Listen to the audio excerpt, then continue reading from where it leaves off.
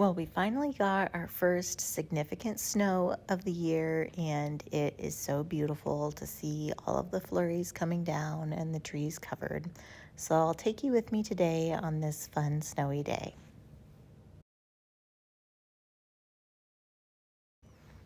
With it being a little darker outside because of the snow, my son is sleeping in, so I've turned on the fire and I'm making myself a cup of coffee to enjoy before the chaos begins.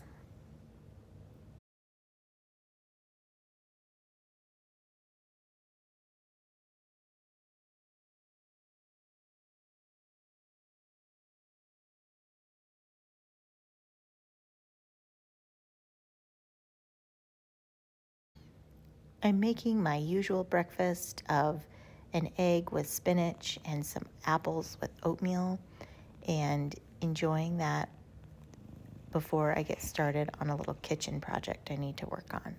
Often this time of year, I will leave food outside if I've just prepared it the night before because it's still hot and kind of extends my refrigerator space. But here I had made some bone broth last night and I'm straining it off so that I can store it. I usually make somewhere between 3 and 6 quarts of broth at a time. It just sort of depends how much stuff you have. And this time I think I ended up with 3 quarts, but I'm straining it off and then pouring it into these jars, which I use in my freezer. And then I have what is the equivalent of 1 box of broth on hand to make soups and stews all winter long. I really love doing this, and it is a great free way to have super nourishing bone broth on hand and definitely feels like a very appropriate winter day project. I get started on the scooping, and gratefully, my neighbor who has some kind of snow removal device came over and ultimately bailed me out of this task. We have a 3-car garage, so it's definitely super nice to have his help. But it is also kind of a nice workout to get the snow scooped in the morning when it does this. And my son is huge into scooping snow, so we did a little bit in our backyard so that he could get some practice as well.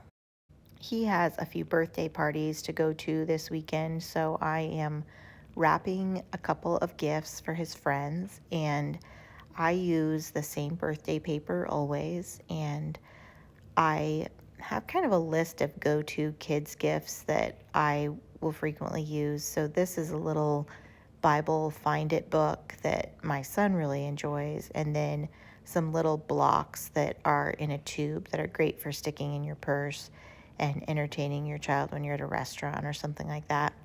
And my son really loves them, and it's just a fun open-ended toy. So I'm wrapping both of those things up. And I don't use like gift tags or cards or anything. I just use a Sharpie and put my son's name on the front as who it's from.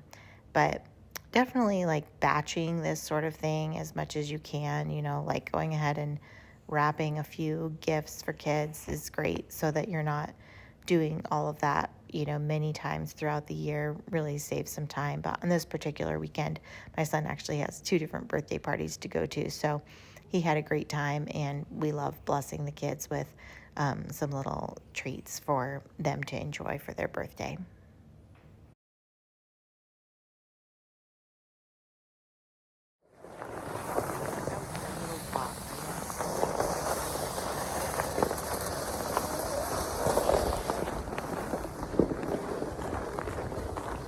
Hey, you have to turn around, Mama. This is my pre-show. What is that? Cocoa Mac. That's called vanilla. Can I help you? Yes, you can. I will give you a job very soon. Can I cut? Cutting is probably just for a grown-up job. I want to cut. I know, but this is I think just kind of a grown-up job. Okay. My son loves to help me in the kitchen, and today we are making a pear cobbler, which we are using to serve to our small group, which will be coming over a little bit later.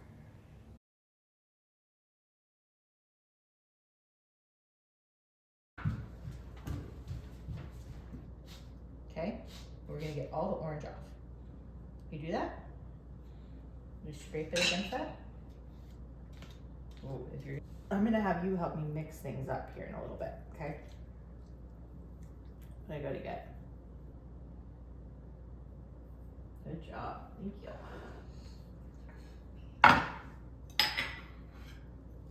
Like to try one? Ew. They're like fruit snacks. You gonna try a fruit snack?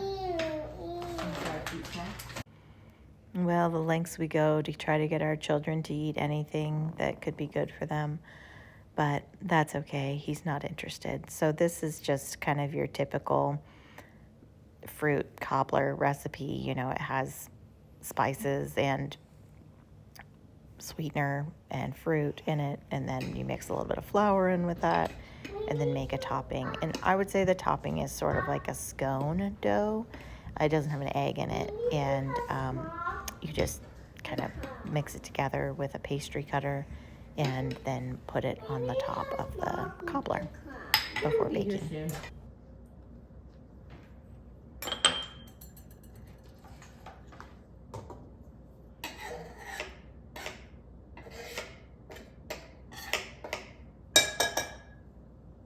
Blender, and then you can help.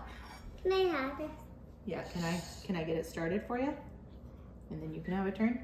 We're gonna try to make this look like kinetic sand.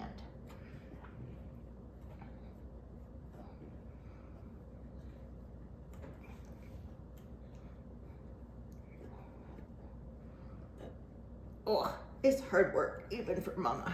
You think you can do it?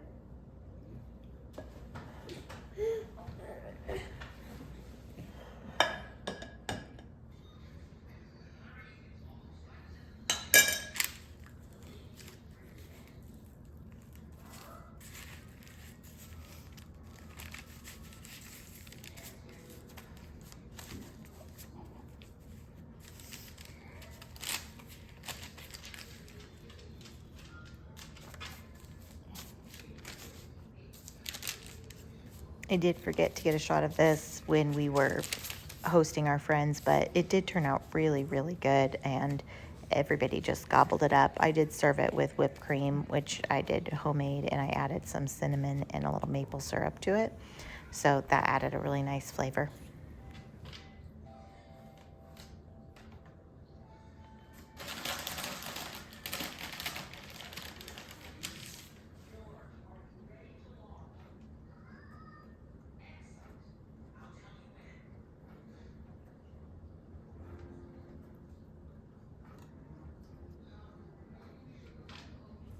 I am brushing this with a little coconut milk. You could also use heavy cream just to give it a nice sheen when it comes out of the oven.